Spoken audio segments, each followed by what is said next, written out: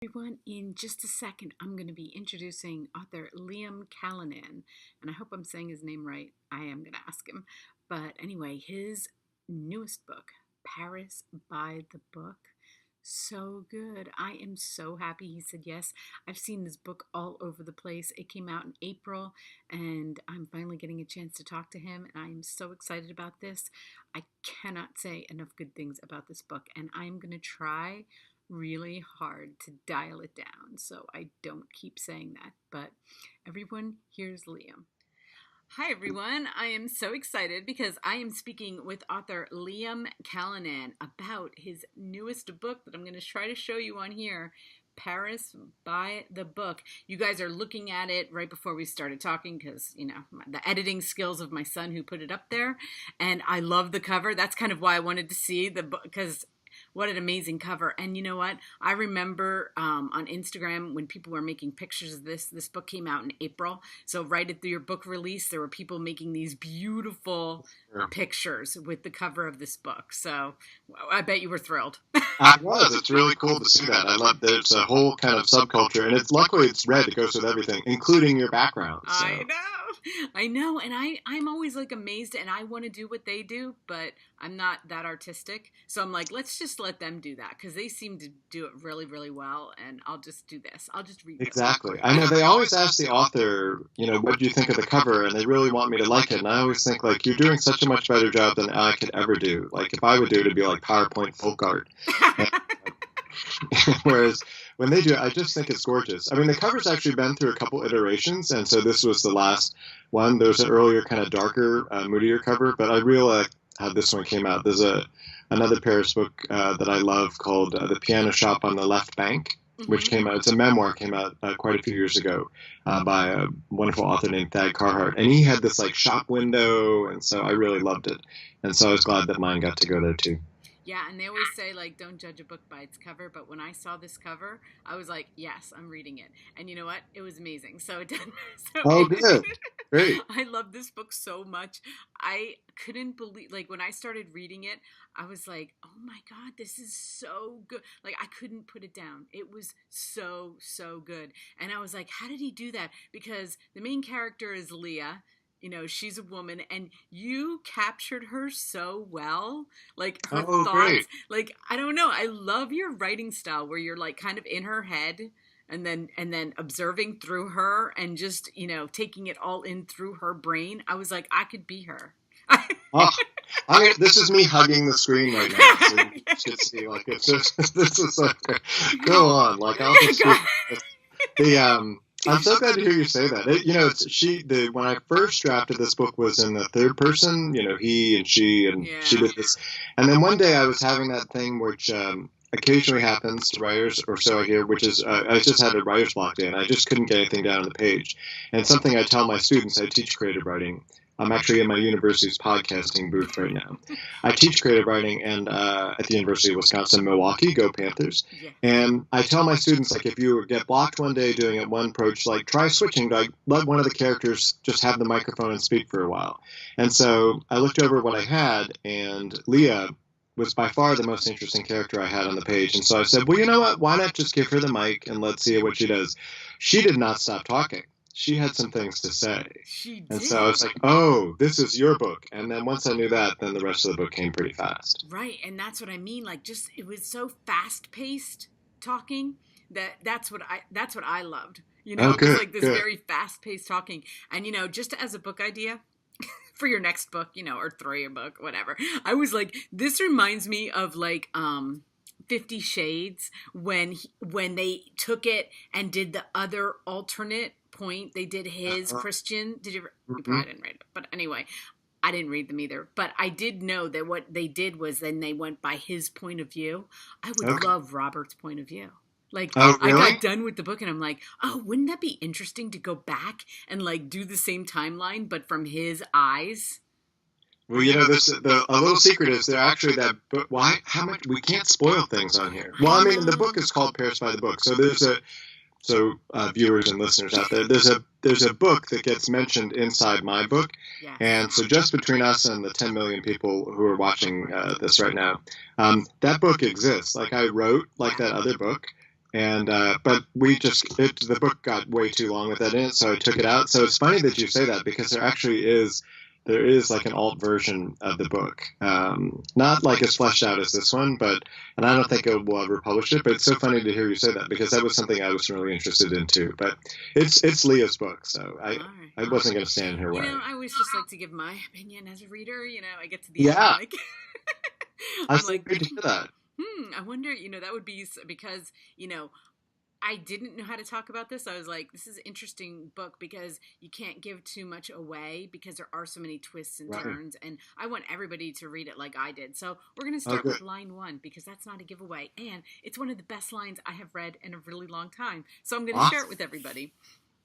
Once a week, I chose men who are not my husband. After everything, I do this still. I should not, but there are many things I do that I should. Which, that's her. Like, that is her, like, thinking. But what I loved about, I love that line. But when I went back, I always go back and read the first chapter after I'm done with a book. And when I read it again, it had so much more. Like, I was like, oh my gosh, that was such a great way to start this book. First of all, it catches anyone, because you're like, what? You follow? Right. Like, it doesn't... And she's it's just fascinating. Like, I think that was the first thing that she said. Not to be all mystical and woo-woo about it, but like sometimes you just sit at the keyboard and a voice comes into your head. And that was something that she said. But I worked on that opening like again and again, because like when I got to the last page of the book, again, we can't spoil it, but boy, people, are you ready for it? But that really, once I got to that last page, that really didn't change too much. But that first page changed a lot, and I was so pleased with where we ended up, but because that was a great way to start. But I did this and I did that, and I had all this other stuff. But I'm glad that you resonated, because I spent a lot of time on that. Well, you know what? I think I'm going to use it. Like, I do things I should not, but there are many things I do that I should. So I kind of like that. I'm going to use it's a great line. Children, when they come at me with, you should have done this, you should have done, and be like, you know what? But I did a lot of things that I should have done. Right, exactly.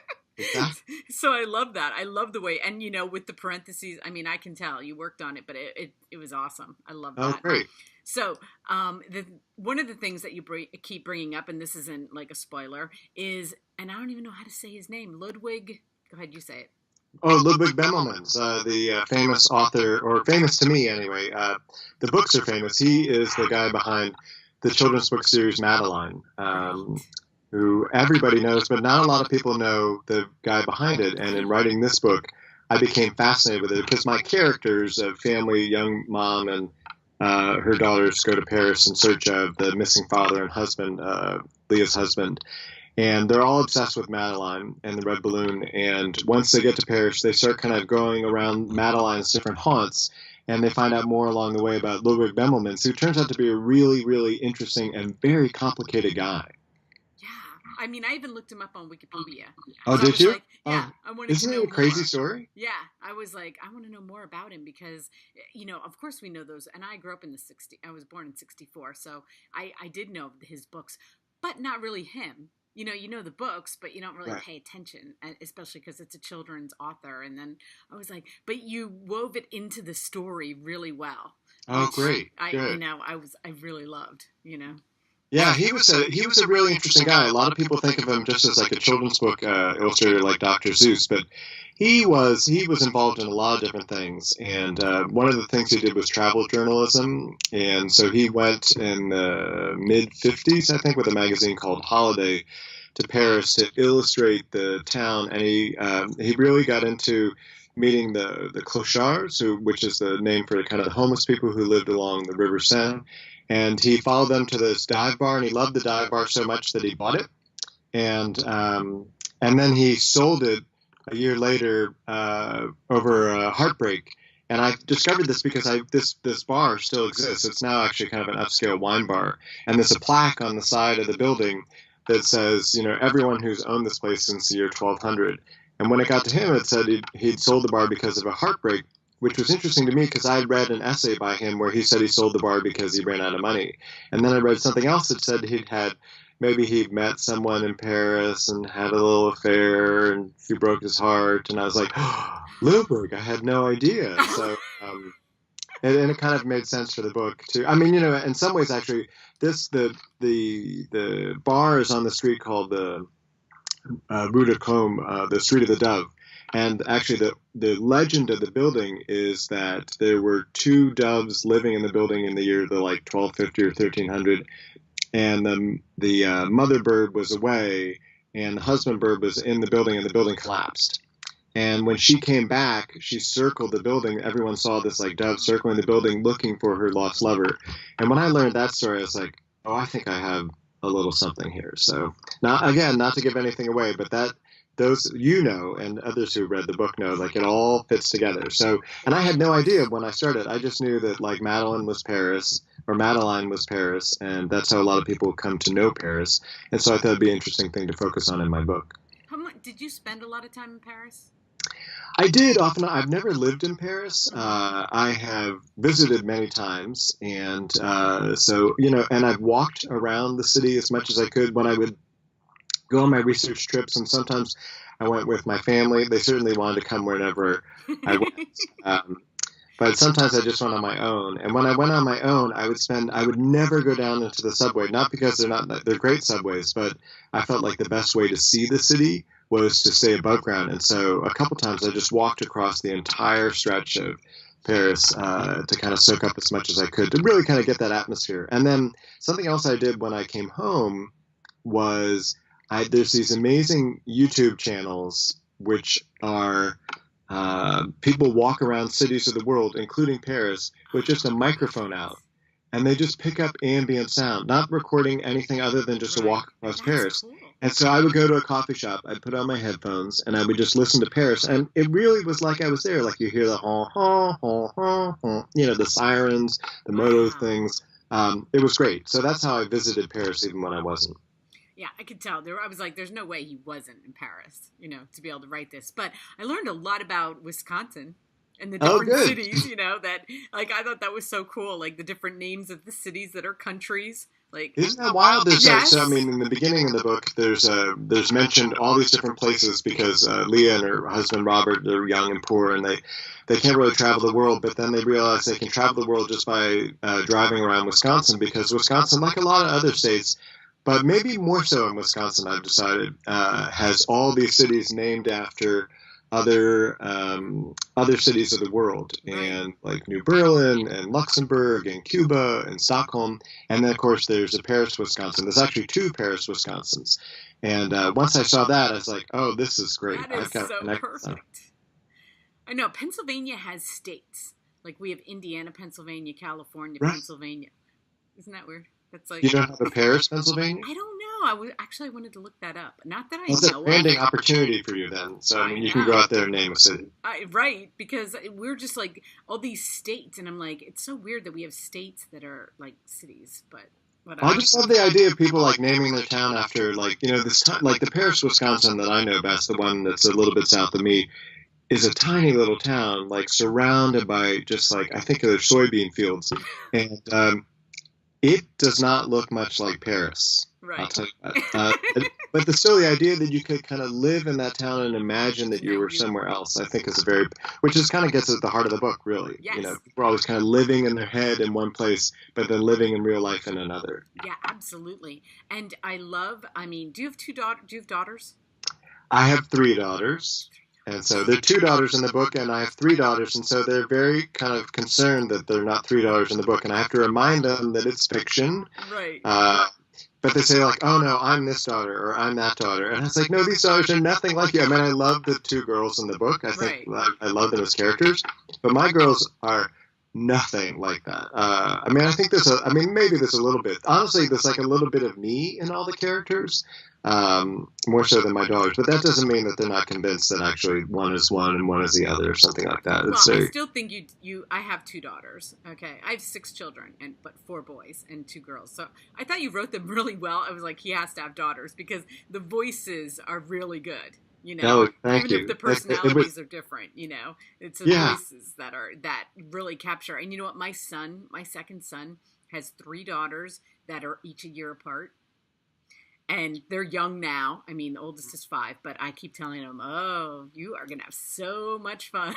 they're going to be a handful. But it's so great. I'm very pro girl. Like I've decided like everyone should have girls because we did once I like that first like oh I'm gonna like dads think like I'm gonna have a son and then I just when the first girl came I might just broke my heart. I was like we just have to have all girls, and we were so blessed, and so they're delightful. But it's different having girls. Like it's a different country, and so I'm interested. Like people who have boys and girls, they know a different world than the one I do. Yeah, and my girls are 4 years apart, and then they're surrounded by boys. Okay. But when I go babysit for him with the 3 little girls, like toddler, 5, and they come home, like I'll babysit for like 2 or 3 hours, and they're like, "How was it?" I'm like, "We're all here." Yeah. They're so emotional, like sometimes. Oh my goodness, there's something going on all the time. Yeah, like if I just always am like, okay, so that's what like a no gets a cry, and I'm like, wait, right. Why are we crying? Hold on. Right. But there's not as much like hitting or breaking like bats. No, it's more emotional. It's very emotional. So it's just it cracks me up every time I come home. I'm like exhausted emotionally. I'm like, right, okay. Right.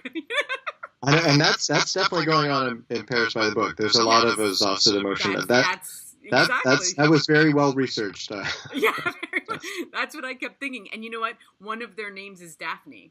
Oh, really? I have an Ella that's a granddaughter of mine too. So with Ellie and Daphne, I thought that was pretty. Oh, cute. Great! I love that name, Daphne. I'm not exactly sure where it came, although I don't know. There's a river nymph myth associated with her, and there's a river in the book. But I'm not sure where Daphne. But I love it. It's like one of those names. Like she could only ever be that. If someone was making a movie and said, "Oh, would you change Daphne's name?" I would say no. She's 100% Daphne.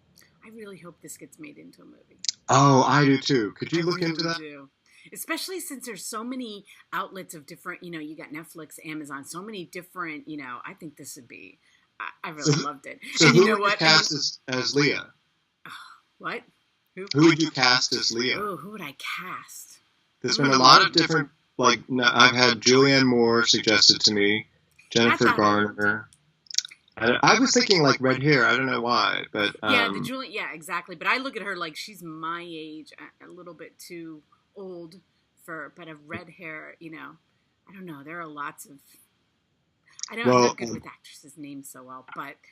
Actresses of the world, if you're tuning in, we're ready for you. So, I mean, there's definitely been some interest. We just haven't signed on the dotted line with anybody yet. Yeah, I could definitely see this. I mean, there's enough, like, going on that I think it definitely, see this. And let me tell you, you are getting such great reviews. And I said before, I do a little intro before I introduce you. You can't see. And I was like, I'm going to try really hard not to tell him a million times how much I love this book because I get annoyed. When I watch back the video, I'm like, shut up. You said it already. The authors love hearing it. So I just think I sound so annoying, and it just, But you have other books. This is your 4th novel? Yes. Okay. My 4th book, my 3rd novel. Right. Then you had a short story book. Yes, a book of short stories. Yeah. My first book was called The Cloud Atlas. That was set in World War II Alaska.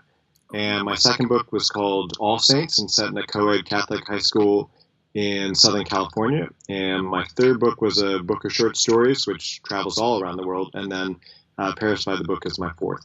Okay, so now this one's come out. So now what's next? Oh, that's a great question. I've got a nonfiction project in the works and a fiction project in the works. And the fiction project I'm being very vague about because it's kind of in an amorphous stage right now. But it's about it's another family book. It's kind of back to siblings because I'm really, really interested in sibling relationships and how families work, especially when there's a secret that's pulling them all together, which is the case in that project.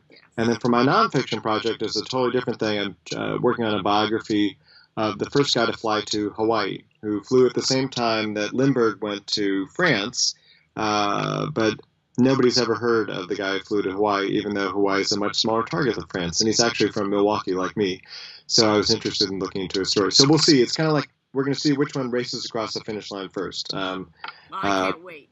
And you know what? I love when you guys find something like that, a story that nobody, that's what I love about I mean, that's not historical fiction because it's actually history. So, but to find a person that nobody's ever heard of and then learn from it, Yeah. I love Oh, that. You know, absolutely. it's so awesome. Well, I don't even know if I can pull this up again, but everybody is looking at. Oh, yeah, I can. It's still there. Look at that cover. So great. It I is love it. really, really a great cover. I love the colors so much. And I am so happy that I met you. I can't wait for your next book. You know where to find me. We'll do the interview before, and then we'll release it when the book comes out. Cause That'd be awesome. I love this doing is gonna that. Be great. Yeah, that'd be awesome. So Yeah, it's great to connect this way. I'd love to be an early reader, so you know where to find me. Okay. And all of Liam's links will be listed. The book is out. The Amazon link will be there. You just press on it. It takes you right to Amazon. You just hit one button. It's so easy.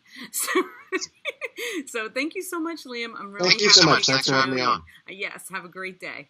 All right, thank you. Bye now. Bye-bye. We're back. And yes, I'm going to tell you one more time. If you have not read this book, go get it. It is really so good. So, so good. I mean, and isn't he so sweet? I mean, I can't wait till his next book, okay? He is a storyteller, and I'm telling you, the point of view from this woman in the book, Leah, he does such a good job. I couldn't stop reading it. So anyway, thank you, Liam, and all of his links will be listed underneath here